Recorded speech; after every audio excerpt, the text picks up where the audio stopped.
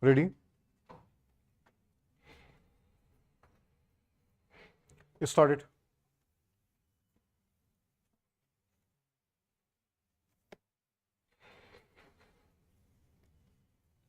Mr. Speaker, sir, I am very grateful to all the honorable members on all sides of this August House who have taken part in the debate on the Finance Bill.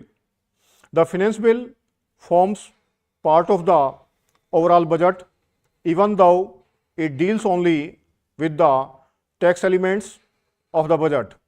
It was therefore quite natural that several honorable members brought up general issues of policies, and the issues that they brought up are issues of profound importance to the future of our country. For example, reference was made to the primacy of agriculture. Sri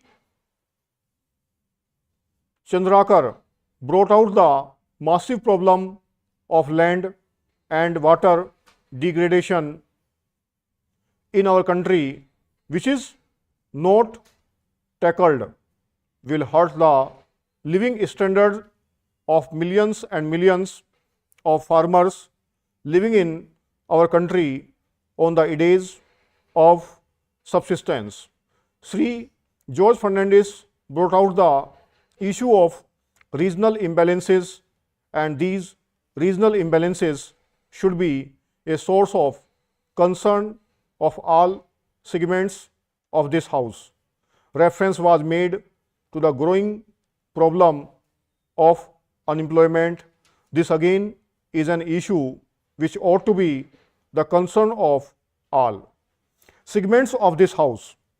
So, all these problems have been mentioned.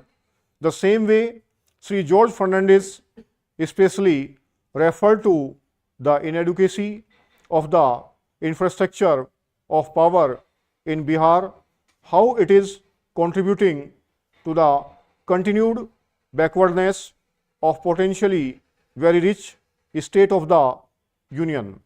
All these are very live issues, and these must be tackled if this country is to achieve its full development potential, if the aspirations of the people of this country for a better tomorrow are to become a living reality.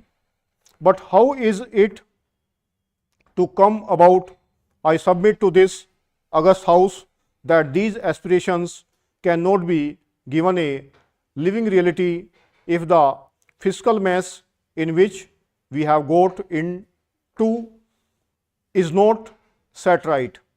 India today has unsustainable fiscal deficit, and this is not a point on which all shades of public opinion, all shades of economists are agreed.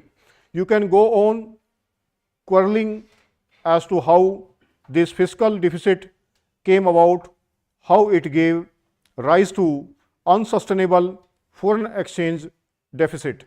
But the real issue before us today is what steps are we going to take that this crisis is contained, and that this crisis is in fact used as an opportunity to set in motion those phases of reforms which alone can see that this country's great development potential is made a reality.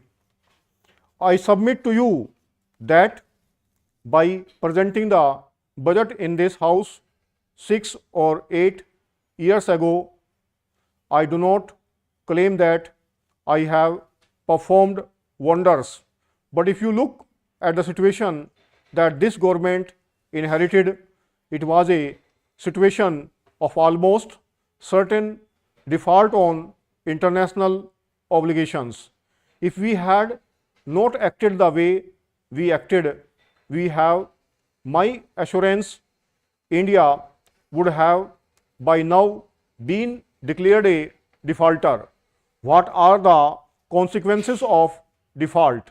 To know the consequences of default, we have to look around what has happened in Latin America, what has happened in Africa. Once the country defaults on its international obligations, nobody would touch it. They have to import on a cash and carry basis. Nobody gives credit. Even after that, I think sooner or later these countries end up with a hat in hand before their international creditors in the IMF or Paris Club or London Club. We have prevented that situation. It has been the sincere effort of our government that somehow we must keep the honor of this country intact and also our unblemished record of holding of our commitments intact. I think that unblemished record must be maintained. I do not submit to you that we have succeeded in doing that, but I am not promising you that if this country goes on spending the way it has been spending, and if everybody says that subsidies should be increased, and if everybody says that the tax rates must be reduced, and if the productivity of investment in this country remains as low as it is today, I do not promise you that there is divine law which would ensure that India would not face default. If we continue to do all these things, therefore, all that I can say is that I have brought some time. This is the time we must use for retrospection to set in motion those reform processes which would convert this crisis into opportunity. If we do not do that, I can assure you, you will face unemployment and inflation of the type you have never seen before in this country. I regret that I had to do what I had to do. In cutting the fertilizer subsidies, I wish it had been done over a period of time and gradually.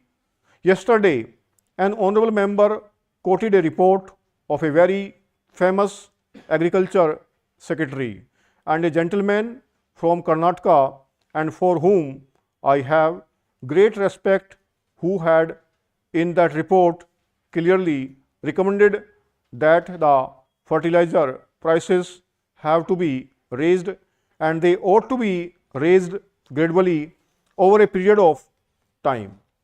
Mr. Chairman, I beg to move that this House approves the proclamation issued by the President on the 15th November 2004 under Clause 1 of Article 356 of the Constitution, assuming to himself all the functions of the government of Andhra.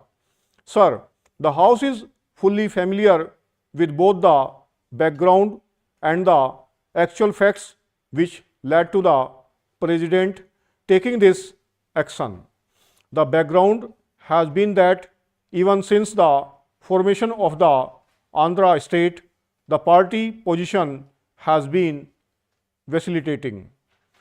There have been no elections, and with the division of the state, the legislature was also divided, and 140 members came away from the Madras legislature and formed the Andhra legislature, and the division between the different political parties was very uneven, and the result was that the government of the day was carrying on with a very slight majority, sometimes one, sometimes two, sometimes a little more, but it was always a very unbalanced thing. Now, sir, in the Andhra state, As you know, the one very big question has been the question of prohibition.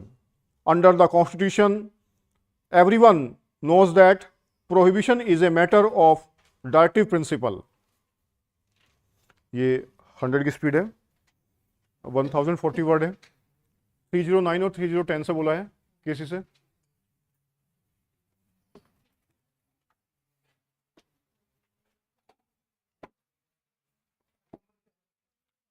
Three 309 और 3010, 309 का complete बोला गया 840,